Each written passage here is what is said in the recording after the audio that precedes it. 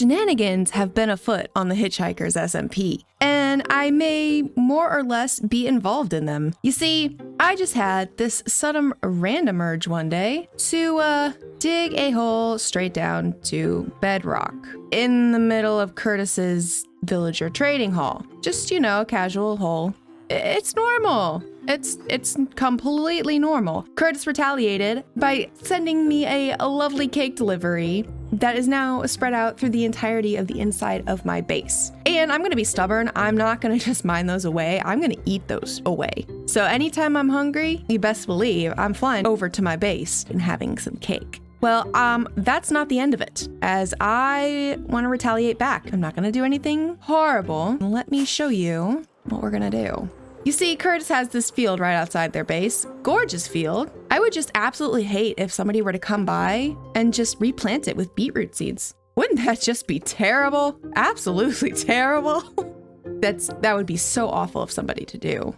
So I'm gonna do it.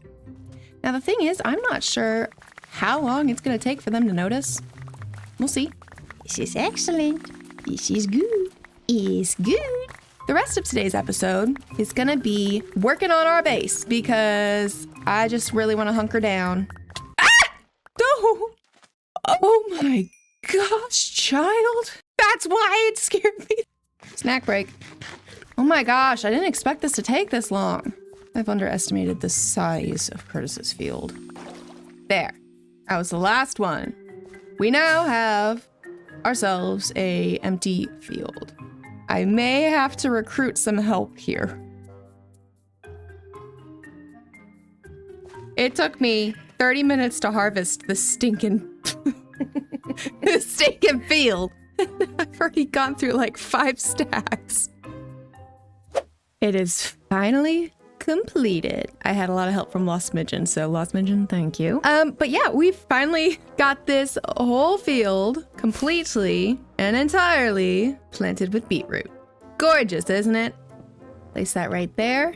Go ahead and chuck these in here. Yep. Excuse me. A gift for you. I guess now we wait to see Curtis's reaction. Look at it behind us. Doesn't it just look absolutely amazing? All right, let's head back to our base and get started there. I have several things that I want to work on. Today we are getting to work in this spooky cave. Just kidding, it's really not that spooky. This is our copper smeltery cave, as you can see from the copper smeltery that is right there. My goal for today's episode is to get our lava farm up and running, as I have a ton of resources that need smelting down for some future builds that are being planned out. And we are also going to bring our villagers down, get them set up with these 3 workstations somewhere here. Last time we were working here, we created that. Since then, I've come back in and kind of given it some mood lighting.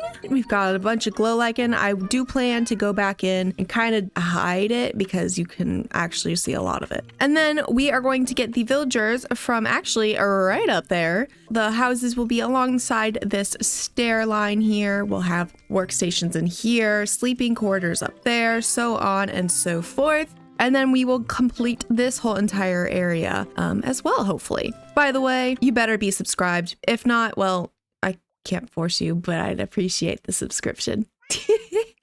Please subscribe. Meatball here behind me would absolutely adore you if you subscribed. Look at Meatball giving me the side eye there. Meatball, what are you doing there, girl? Anyways, let's go pop off, grab our resources, and we are going to head right back over here and get started on our wonderful cave village area. Come on, Meatball, let's go.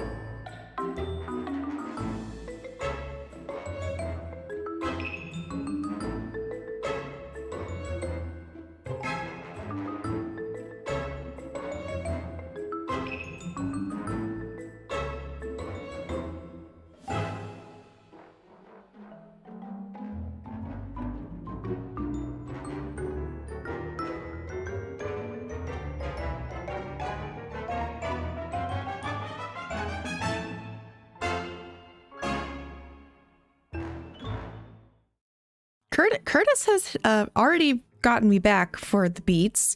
So I came up here in the middle of my working down there and noticed, oh, there's some beets in my shulker box. I was like, oh, okay. And then I noticed there's some in this shulker box and in this one. Then I was like, are they everywhere? Yes.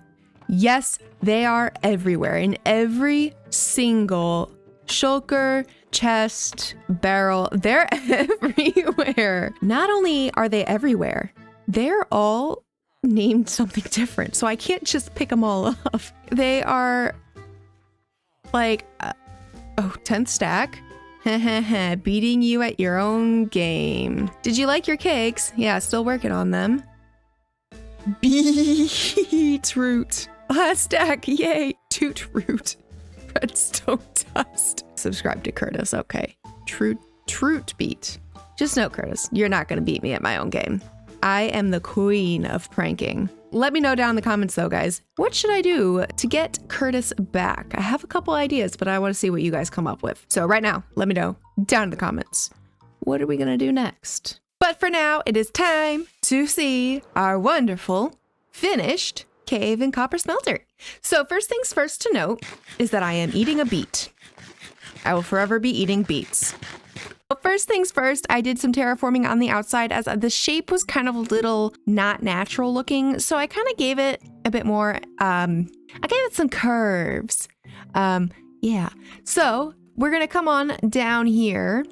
Right away, we have our functional smelting system. I kind of did it in the same design as I did the original storage that I created down here, kind of expanded the area a bit. And you can also start to see that I did do a ton of texturing inside the cave, a lot more than I'd like to admit, actually. But we've got some granite, some dripstone, some tuff. And the next thing is my kind of little personal area that I used while building. I had a ton of shulker messes all around the area, and I decided to just kind of clean it up and put it into some chests and just take from some chests. That way I didn't have to keep moving my shulker mess as I moved on to different areas. I also had my sleeping quarters along with just a little workstation for me. Next, we've got the copper smeltery. As you saw, I also added in some darker blocks for it and just did a lot of little details. We've got like a little bucket being pulled from the water. We've got some old rails over there. We've got a ton of decorations here on the bottom. We've also got a pool of water here. Honestly, I don't really know what the function of it is, but it's steaming. Yeah. Up here is actually where we have our lava farm. Now, it is not the most functional thing in the world. It is very manual. I just come over here with buckets and then put the buckets here. And then when I need the lava buckets for smelting, I just pick them up here, take them over there.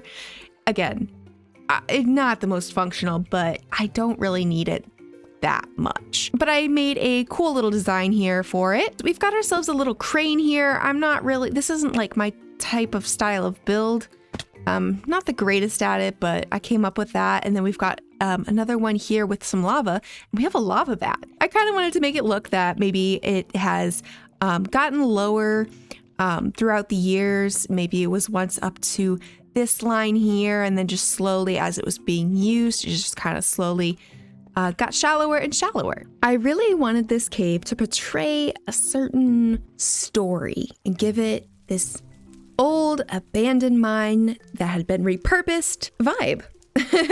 I wanted to paint this picture of maybe an ancient civilization used to, mine the precious metals of the earth, and this new civilization has come in and repurposed all of the old structures into a new thing that they are now working in. We've got these old archways showing how old it is. They're kind of crumbling and falling apart, yet they remain sturdy, holding up the cave. First floor, we've got our actual trading villagers. They have been all traded up to masters. They are all good and fine, ready to go for trading. I have a bunch of storage over here for trading purposes with that. We go on up to the second floor. Hello, fella. And we've just got a bunch of rooms, just random. They aren't fully really designed that much. I say that as I see potted plants. So I guess I did more than I remember. But these are just a bunch of sleeping quarters for the villagers, along with some workstations. So we'll come up to floor number, what did I say? 3. Again, we've got more storage. We've got more workstations. These are just the villagers that are kind of, as bad as it sounds, here for aesthetic purposes. But again, we wanted to repopulate the area. That was the whole point. So we've got more beds and whatnot. Up to the, I keep having to count the floors. 1, 2, 3, up to the 4th floor. We've got ourselves a random tank of water because I didn't feel like dealing with it. Just some random stuff. Up another floor. We're on the 5th floor. We've got more sleeping quarters. This over here is my favorite part. This is the true working area. I've got a bunch of fire behind grates and workstations. We've got some lava, some more smelting bits and bobs. It's just a very aesthetically pleasing workstation area that I somehow pulled out of my butt. Anyways, and then we come up to here, and this is the last little bit that I retextured very heavily. But we've got a bunch of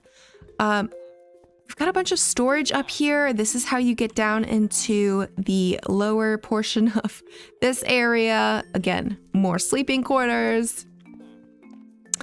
And then this right up here, which I'm pretty sure I have blocked off. Yeah, I've got it blocked off for now. But this leads up to A, our villager breeder, and B, the village that we originally started with. And there's our fishing village right down there. So I'm going to make a build here at some point to kind of make sure it's just not just a random hole in the ground. It'll be an actual entrance to it and everything. So I'm very happy with how it turned out. It took me so much longer than I was expecting it to. It's also very fun to fly through. I had a lot of fun building this. Again, a lot of little details. Maybe we will do a full entire walkthrough on stream. So go check me out over on Twitch. Give me a follow over there. And I will see you guys in the next episode. See ya.